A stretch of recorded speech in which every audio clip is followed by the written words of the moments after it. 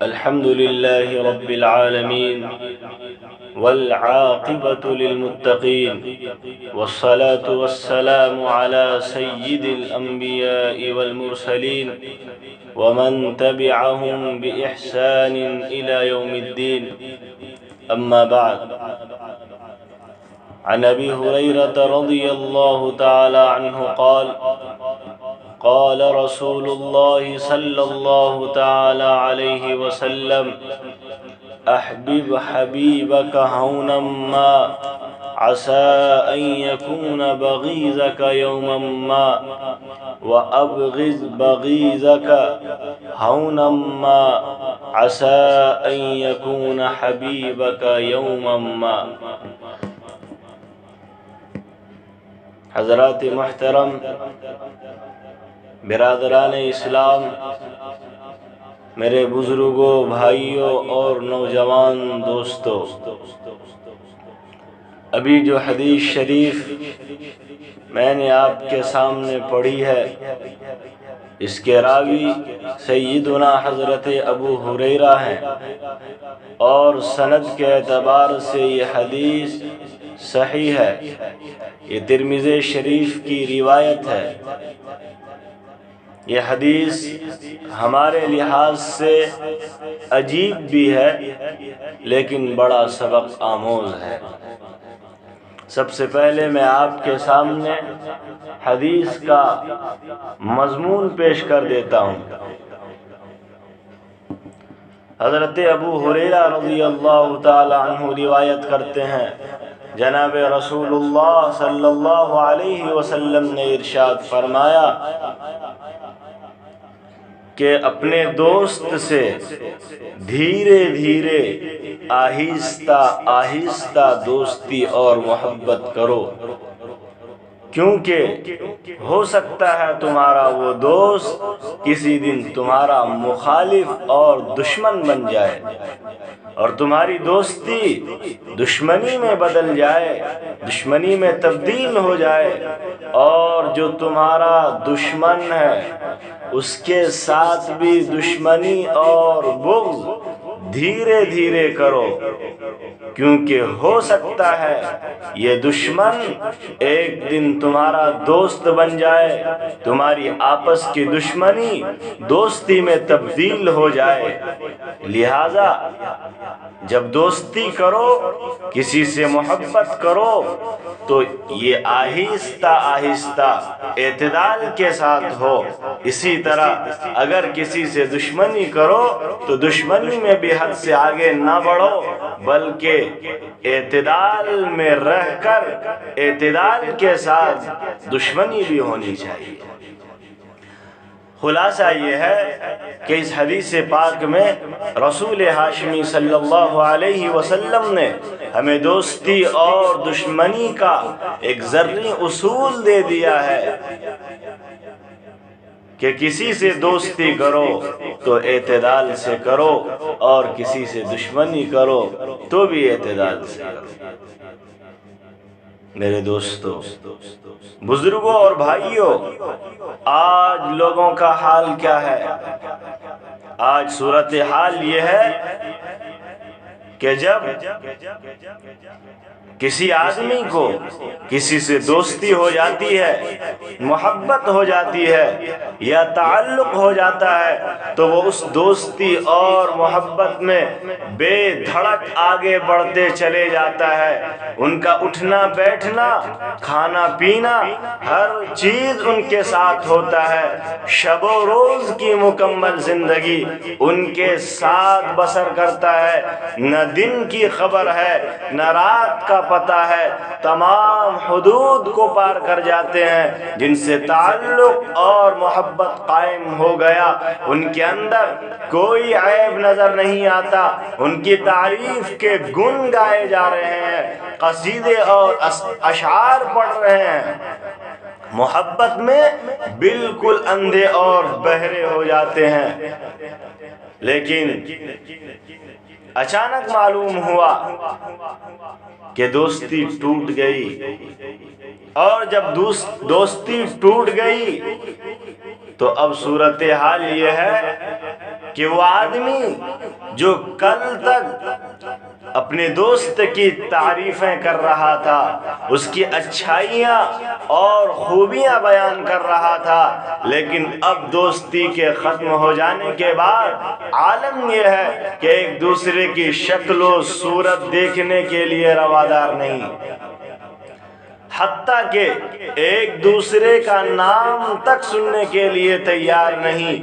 اب ان کے اندر ایک بھی اچھائی اور خوبی نظر نہیں آتی، بلکہ رات دن اس کی برائی اور عیب جوئی میں لگے ہوئے ہیں۔ میرے بھائیوں، یہ دوستی نہیں ہے، یہ دوستی نہیں ہے، بلکہ یہ بے اعتدالی اور بے راہ روی ہے، بے ضمیر، بے حس، بے دل لوگوں کا کام ہے۔ یہ کام وہ کرتا ہے جن کے پاس عقل سلیم نہیں ہے، جو دل سے محروم ہے۔ یاد رکھو مسلمانوں، دنیا کی نہ دوستی پائیدار ہے اور نہ دشمنی پائیدار ہے۔ دوستی بھی ختم ہوگی اور دشمنی بھی ختم ہو جائے گی۔ جب دنیا ہی باقی نہیں رہے گی تو پھر دوستی اور دشمنی کا کیا اعتبار ہے؟ محترم دوستو، حقیقت تو یہ ہے کہ دوستی اور محبت جس چیز کا نام ہے وہ دنیا کے کسی مخلوق میں صحیح معنی میں پائی ہی نہیں جاتی۔ اصل دوستی اور محبت کے لائق صرف اللہ رب العزت والجلال ہے۔ اللہ نے انسان کے جسم میں جو دل بنایا ہے وہ دل اپنے لیے بنایا ہے، یہ اللہ کی محبت کی تجلی گاہ ہے۔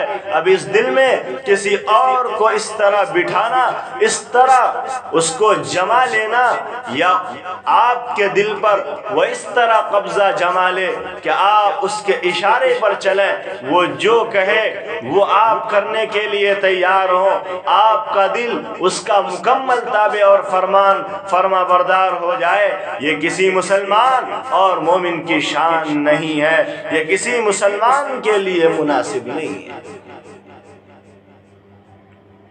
میرے بزرگوں، اگر اس کائنات میں کوئی شخص سچا دوست ہو سکتا تھا تو وہ حضور صلی اللہ علیہ وسلم کے لیے حضرت صدیق اکبر سے بڑھ کر اور کون ہو سکتا تھا، جس نے پوری زندگی نبی کے لیے وقف کر دی، نبی کی ہر آواز پر لبیک کہا، نبی کی ساری زندگی خدمت کی۔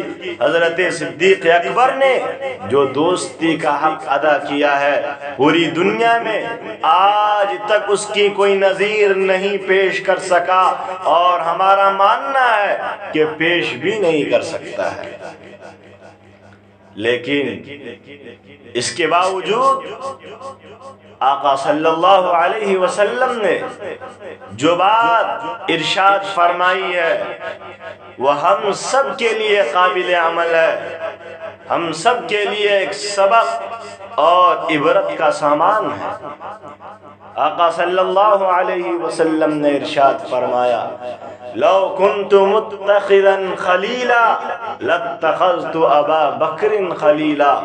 آپ فرماتے ہیں یعنی اگر میں اس کائنات میں اور اس دنیا میں کسی کو دوست بناتا تو ابو بکر اس لائق تھا کہ میں اس کو دوست بناتا، لیکن دوست نہیں بنایا، مطلب یہ ہے کہ ان کو بھی اس دنیا میں دوست نہیں بنایا، اس لیے کہ اس دنیا میں حقیقی دوست بنائے جانے کے کوئی قابل ہی نہیں ہے، کوئی لائق نہیں ہے۔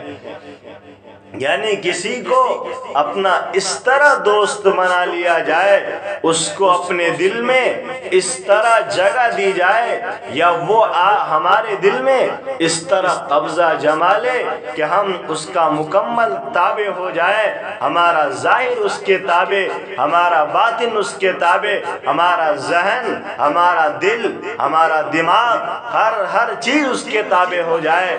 یہ صرف اللہ کے لیے زیبا ہے، کسی انسان کے لیے ایسی دوستی قائم کرنا یہ کسی طرح درست نہیں ہے، بلکہ ایسی دوستی اور ایسی محبت کا حقدار اللہ رب العزت والجلال ہے۔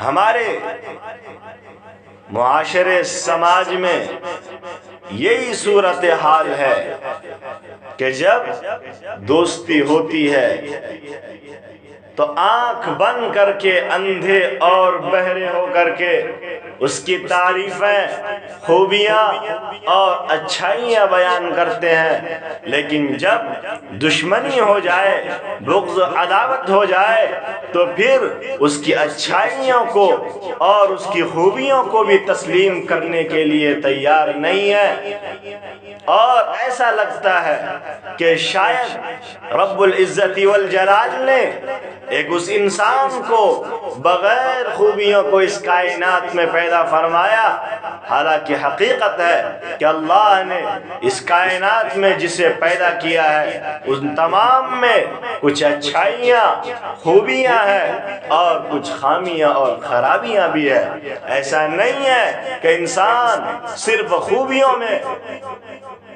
پیدا ہوا ہو اور اس کے اندر خامیاں نہ ہو، یا ایسا بھی نہیں ہے کہ صرف اس کے اندر خامیاں ہو، خرابیاں ہو، عیوب اور نقائص ہو اور کچھ اچھائی ہی نہ ہو۔ میرے بھائیو، یہ جو طرز عمل ہے ہمارا، یہ کہیں نہ کہیں بے اعتدالی ہے، بے راہ روی ہے، اس کو بدلنا ہوگا، اس کو چینج کرنا ہوگا۔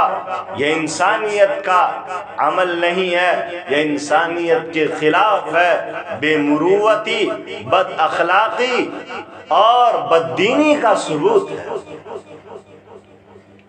اس سے بڑھ کر آج ہمارے یہاں سیاسی فضا کا بھی یہی حال ہے۔ سیاست کے اندر اگر کسی آدمی کو کسی سیاسی جماعت یا کسی سیاسی لیڈر سے تعلق ہو گیا، اس کے ساتھ سیاسی وابستگی ہو گئی،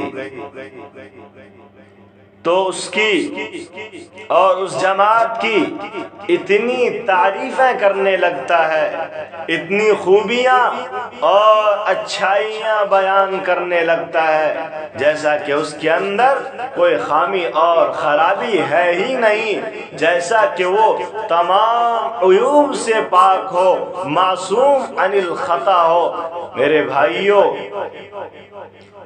صورتحال تو یہاں تک ہو جاتی ہے کہ اگر کوئی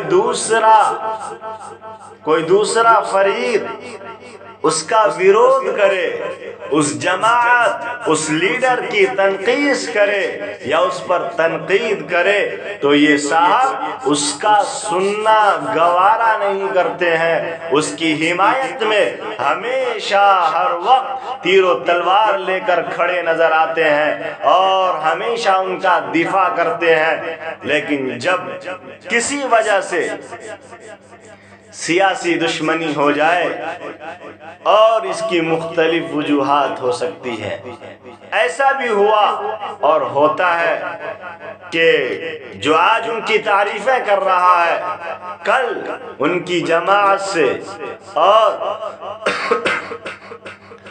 ان کی جو پارٹی ہے ان کی طرف سے امیدوار ہوا، لیکن جو جماعت کا ذمہ دار ہے، لیڈر ہے، اس نے اس کو اپنا امیدوار تسلیم نہیں کیا، تو صاحب اب جو عالم ہوتا ہے، جو منظر ہوتا ہے، وہ دیکھنے کا ہوتا ہے کہ کل آنکھ بند کر کے دل دماغ کو اس کے تابع کر کے جو اچھائیاں اور تعریفیں کر رہا تھا اور تعریفوں میں قصیدے اور اشعار پڑھ رہا تھا، اور یہ حقیقت ہے کئی لوگ ایسے دیکھنے میں آئے، نام لینے کی ضرورت نہیں، کوئی غیر مسلم نہیں، مسلمان ہمارا بھائی اس بے راہ روی میں ملوث ہے، اس بے اعتدالی کا شکار ہے، اس بے اعتدالی کو دنیا کے اندر عام کر رہا ہے کہ کل اس جماعت، اس لیڈر کے نام پر اشعار پڑھ رہا تھا اور اس کی تعریفیں کر رہا تھا،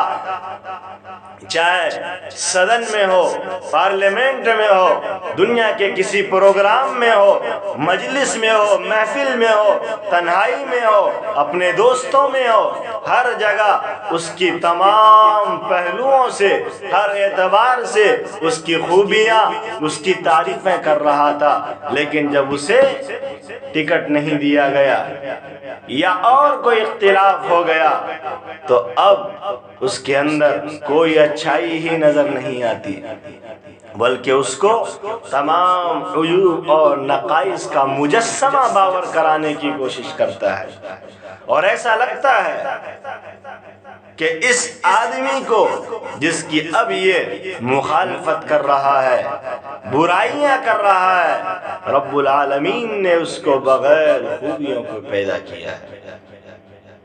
میرے بھائیوں، یہ صورتحال آج پورے سیاسی فضا کا ہے اور ترقی کا زمانہ ہے، سوشل میڈیا کا زمانہ ہے۔ اس خبر سے اور اس حقیقت سے ہم اور آپ بے خبر نہیں ہیں، یہ ساری باتیں ہماری ذہنوں میں ہیں اور ہم اپنی آنکھوں سے آئے دن دیکھتے ہیں، ہمیں ان تمام تر باتوں کا علم ہے۔ میرے بھائیوں، یہ مت سمجھیے کہ سیاسی لوگوں کے لیے غیبت، چغل خوری، بہتان، الزام تراشی جائز اور حلال ہے۔ ایسا بالکل درست نہیں ہے کہ سیاست کا نام لے کر ایک دوسرے کی بے عزتی کی جائے، ایک دوسرے پر کیچڑ اچھالا جائے اور ایک دوسرے کی پگڑی کو اچھالا جائے۔ یہ بالکل جائز نہیں ہے، ایک طرح سے مجرمانہ، ظالمانہ اور انسانیت کے خلاف ہے۔ حضور صلی اللہ تعالی علیہ وسلم نے اس سے منع فرمایا ہے۔ دین صرف نماز، روزہ، تلاوت، حج، زکوٰۃ، صدقات، خیرات کا نام نہیں ہے، بلکہ دین ایک بڑے پیمانے کا نام ہے۔ دین یہ بھی ہے کہ انسان ایک دوسرے کا جو مقام ہے اسے وہ مقام دے، ایک دوسرے سے عزت کے ساتھ پیش آئے، حقیقت بیانی کرے، غلو اور زیادتی سے بچنا چاہیے۔ اور یہ جو باتیں میں نے آپ کے سامنے رکھی ہیں، چاہے وہ دوستی کے تعلق سے ہو یا دشمنی کے تعلق سے ہو، یہ باتیں بھی بے اعتدالی کے قبیل سے ہیں اور بددینی ہے۔ دین ہمارا یہ کہتا ہے کہ اعتدال پر چلو۔ اسلام اور مسلمان اعتدال کا نام ہے۔ مسلمان اعتدال پسند ہوتا ہے، مسلمان کو اعتدال پسند ہونا چاہیے، اعتدال پر عمل کرنا چاہیے۔ اب میں آخر میں دوستی اور دشمنی میں اعتدال سمجھانے کے لیے ایک واقعہ سناتا ہوں۔ قاضی بکار بن قتیبہ رحمۃ اللہ علیہ ایک قاضی گزرے ہیں، یہ بڑے درجے کے محدثین میں سے ہیں۔ امام طحاوی جن کی کتاب دینی مدارس میں پڑھائی جاتی ہے، یہ ان کے استاد ہیں قاضی بکار بن قتیبہ۔ ان کے زمانے میں جو بادشاہ تھا ان پر مہربان ہو گیا، اور اتنا مہربان ہوا کہ ہر مسئلے میں ان سے صلاح و مشورہ لے رہا ہے، ہر معاملے میں ان کو دربار میں بلایا جا رہا ہے، ہر دعوت میں ان کو شریک کیا جا رہا ہے، حتیٰ کہ ان کو پورے ملک کا قاضی بنا دیا گیا۔ اب تمام فیصلے قاضی صاحب کرنے لگے، دن رات بادشاہ کے پاس ان کا اٹھنا بیٹھنا ہے، جو سفارشات کرتے بادشاہ ان کو قبول کر لیتا۔ ایک لمبے زمانے تک یہ سلسلہ چلتا رہا۔ قاضی صاحب قضا کا بھی کام کرتے رہے اور بادشاہ کو مناسب مشورے بھی دیتے رہے۔ ایک مرتبہ ایسا ہوا کہ بادشاہ نے کوئی کام غلط کر دیا. اب چونکہ قاضی صاحب ایک عالم اور قاضی تھے، محدث تھے، بادشاہ کا غلام اور نوکر تو نہیں تھے. فوراً قاضی صاحب نے فتویٰ دے دیا یہ کام غلط ہے، شریعت کے خلاف ہے، ناجائز اور حرام ہے. بس اتنا کرنا تھا کہ بادشاہ صاحب ناراض ہو گئے کہ اتنے عرصے تک ہم نے ان کو کھلایا پلایا، ہم کھلاتے پلاتے رہے، ہدیے اور تحائف بھیجتے رہے، ان کی سفارشات قبول کرتے رہے، اور انہوں نے ہمارے خلاف ہی فتویٰ دے دیا، لہذا فوراً ان کو قاضی کے عہدے سے معزول کر دیا. اور صرف یہ نہیں کہ ان کو معزول کر دیا، بلکہ قاصد بھیجا کہ جاؤ ان سے کہو جتنے آج تک ہم نے ہدیے اور تحائف دیے ہیں واپس کرو. اب آپ اندازہ لگائیے اتنے لمبے عرصے میں کتنے ہدیے اور تحفے بھیجے ہوں گے. کبھی کچھ دیا ہوگا، کبھی کچھ بھیجا ہوگا. لیکن جب بادشاہ کا وہ آدمی پہنچا تو قاضی صاحب اس کو ایک کمرے میں لے گئے اور ایک الماری کا تالا کھولا تو وہ الماری تھیلیوں سے بھری ہوئی تھی. قاضی صاحب نے قاصد سے کہا تمہارے بادشاہ کے پاس سے جو تھیلیاں آئی تھی وہ سب اس میں رکھی ہوئی ہیں، اور ان تھیلیوں پر جو مہر اور اسٹمپ لگی ہوئی تھی وہ ابھی تک نہیں ٹوٹی. یہ ساری تھیلیاں اٹھا کر لے جاؤ. اور کہا جس دن سے بادشاہ سے میرا تعلق قائم ہوا اسی دن سے حضور کا یہ ارشاد میرے ذہن میں تھا، احبب حبیبک ہونا ما عسى ان یکون بغیضک یوما ما.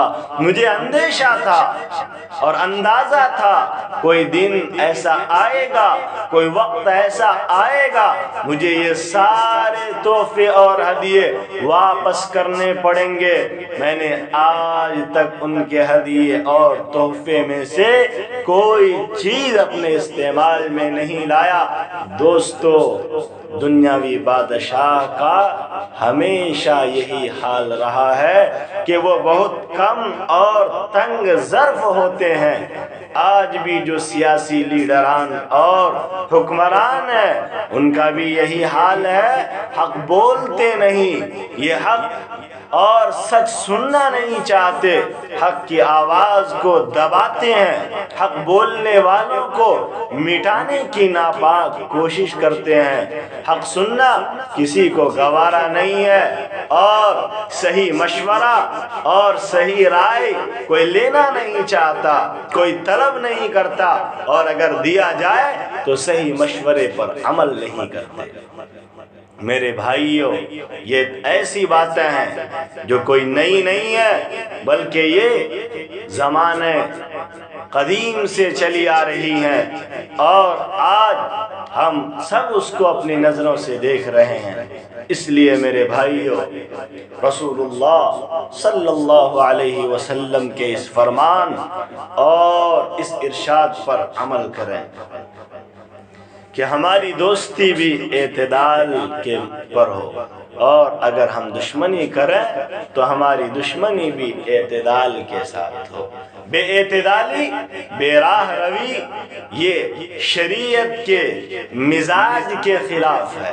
مزاج شریعت سے اس کا کوئی جوڑ اور تعلق نہیں ہے. ہم مسلمان ہیں، ہم دیندار ہیں، ہم اسلام کے نام لیوا ہیں، ہم رسول اللہ صلی اللہ علیہ وسلم کے دیوانے اور پروانے ہیں، ہم آقا صلی اللہ علیہ وسلم کے غلام ہیں. آپ کی تعلیمات پر اور قرآن کی تعلیمات پر عمل کرنا ہم سب کا فریضہ فریضہ ہے۔